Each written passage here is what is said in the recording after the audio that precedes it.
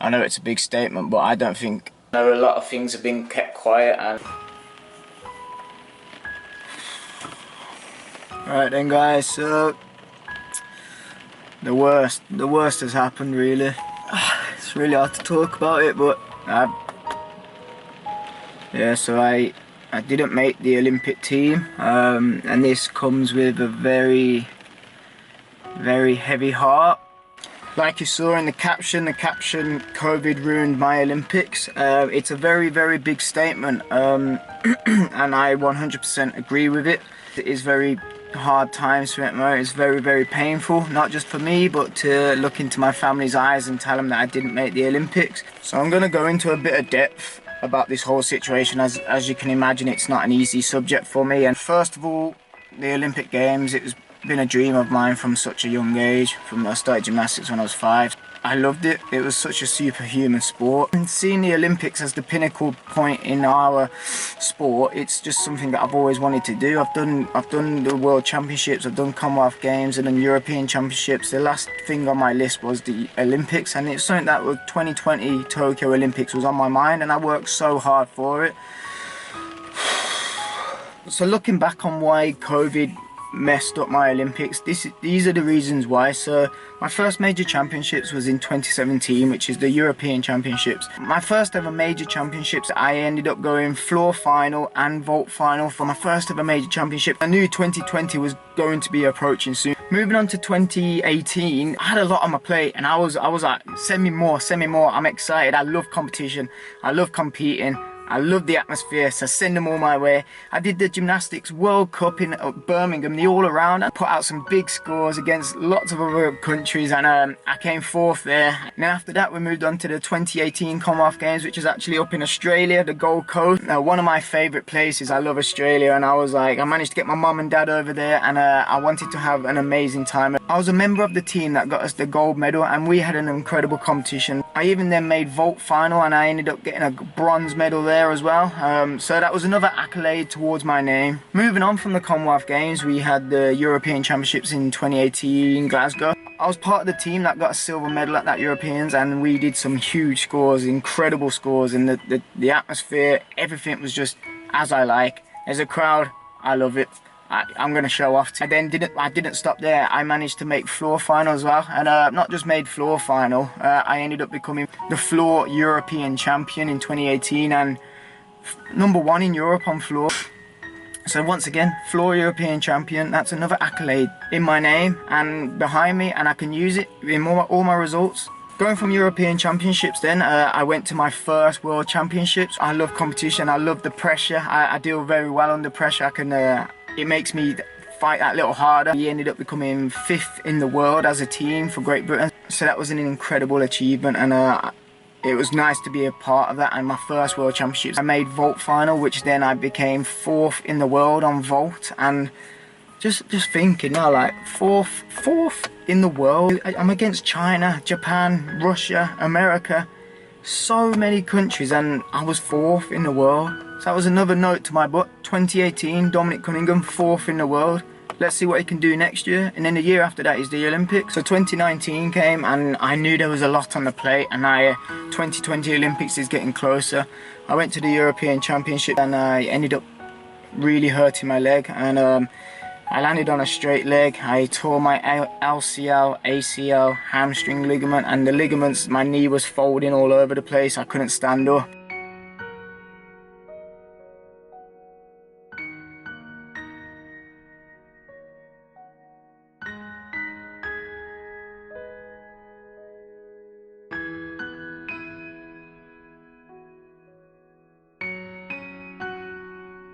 I needed to get back as soon as possible if I wanted to give myself the best chance to be within the Olympic team. My mental state was in a worrying place. I was struggling. I was really struggling, knowing that Olympics was around the corner. I'm seeing people progress, get ready for the Olympics. I can't even walk, can't even drive, can't even do anything. So I was very scared. And this is another factor to why I'm so upset, because no one sees what I have gone through. So moving on to 2019 World Championships, I made the team. It was not easy. physically, mentally destroyed me. But I knew there was a goal at the end, and that was the Olympics 2020. I knew I had to fight. I knew I had to put some scores out there if I wanted my best chance to get into the Olympics, and that's basically what I did. I needed to become top 8 to get a spot for Great Britain at the Olympics the year after, so I knew it was very, very crucial. At the World Championships, I made 2 individual events, the only GB gymnast to make 2 individual finals.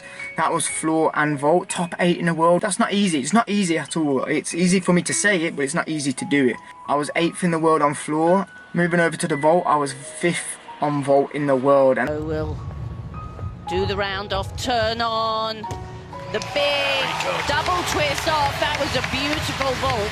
He's a really stylish gymnast. As he said, only just back from injury. I'm sure he'll be pushing these boundaries. So I knew the next competition after this was the Olympics, and I knew that I was ready. I had put in a good shift, and I was like, yeah, let's go then. So this thing called COVID happened then. No one knew how dangerous it was at the start. We obviously know now how bad it was. I ended up having 4 months off gymnastics. Like everybody else, I'm no exception. Everyone was in the same boat. I ended up putting 7 kilograms on. Lockdown 1. I accepted it. I went and had a scan on my body, and I actually put 6 kilograms of muscle on. I don't know how I put 6 kilograms of muscle on. I would have preferred it to be fat, as I can strip fat a lot easier than I can strip muscle. My elbow gave me quite a bit of pain. I had a scan on it. I can't even remember, but it wasn't too bad. I just had to work through it. I then also had a really bad ankle. I'll show you now. I ended up having a massive lump on my bone. I don't know what it is, on top of the talus. That was very, very painful as well. And this is how my body changed through lockdown. So having these little niggles after COVID, it wasn't a huge problem. It hurt me, but it didn't really affect my gymnastics. I continued to work through it. It was just a little niggle in the way, but it didn't stop me. It didn't change my performance. So British Gymnastics set up 3 Olympic trials for us, and these were all behind closed doors. And for me, this is where it gets quite sketchy. So British Gymnastics created 3 Olympic trials, and these were all behind closed doors at Lilleshall National Sports Centre. And this is where it starts getting really hard for me, because I don't think that it catered to certain individuals, people like myself. I do much better in a competition field than a competition behind closed doors. When you put me in a competition field, my gymnastics level goes up a notch. And this is what I missed. This is what I lacked in for the trials. I didn't get the opportunity to showcase what I could do on a competition field before the Olympics. We only had trials behind closed doors, and I don't think that this was fair. I know it's a big statement, but I don't think... Like, just look at the difference between when I did my competition in Germany, which was my first competition after lockdown. Look, just look at this video. This sums it all up. This is what I'm like in competition. You know what I'm like, but check this. Come on, Dom. Stick it. Oh, yeah! And this is the vault that I did at the trial behind closed doors at Lilleshall. You can clearly see that there's a huge difference in me competing in an actual competition and then doing it behind closed doors at Lilleshall. So that is why I'm so angry. And like, if you've watched me over many years, like, you see me in competition, I'm always screaming and shouting to the crowd and waving to them, because all the results that I've just reeled off, that was all in competition, not behind closed doors. I know this is the circumstance we are in now with COVID. However, like, if I can go to Germany and do a competition in Germany and come back all COVID safe, COVID free, the girls get to go and do their competition in Cardiff. But for me, I don't think that this was the fairest way to do trials behind closed doors. I needed a competition. I asked for a World Cup. I did not get a World Cup. But even so, even if I did the World Cup, it's not in the selection policy. I tried my hardest. I wasn't going out on my motorbike messing around. I wasn't out drinking. I did nothing but gymnastics for 4 solid months. And I sacrificed a lot, just like everyone else, but I was so close to the Olympic Games. Had so many achievements behind me, and now I haven't made the Olympic team, and it's really hard to digest it. I was on such a good roll. I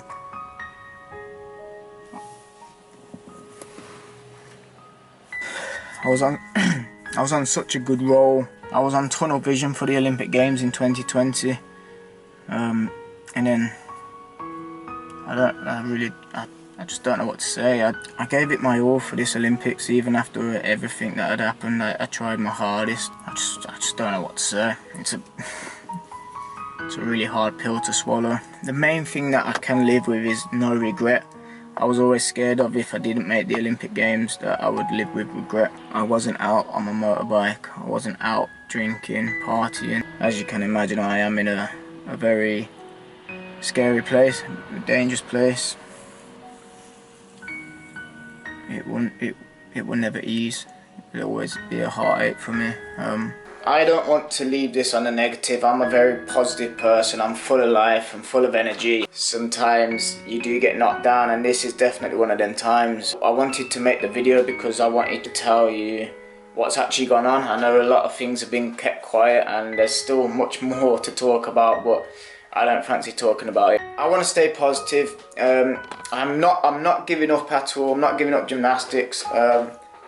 Like I say, when the competitions really do start, Dom will come back alive. What I do want to say is a massive thank you to everybody, people who watch this, to people who have supported me throughout the whole of my life, not even just for the last few years, for the whole of my life. My primary school, my secondary school, my mom, my dad, my family, my friends, literally every single one of you. And I can only appreciate you guys for helping me on my journey. The sponsors. After every single achievement that I've just shown you, I still don't make the Olympics. And like I say, being an athlete, it's not always sunshine and rainbows, unfortunately. And this is one of them moments that I've got to stay strong. I've got to be with my family and my friends right now because we're all feeling the same. Something that I've looked up for. I've been wanting to do the Olympics over 15, 20 years, and my dreams shatter in a 5-minute conversation on the phone. That's how much it means. So it's a madness. But yeah, thank you for watching the video, and lots of love.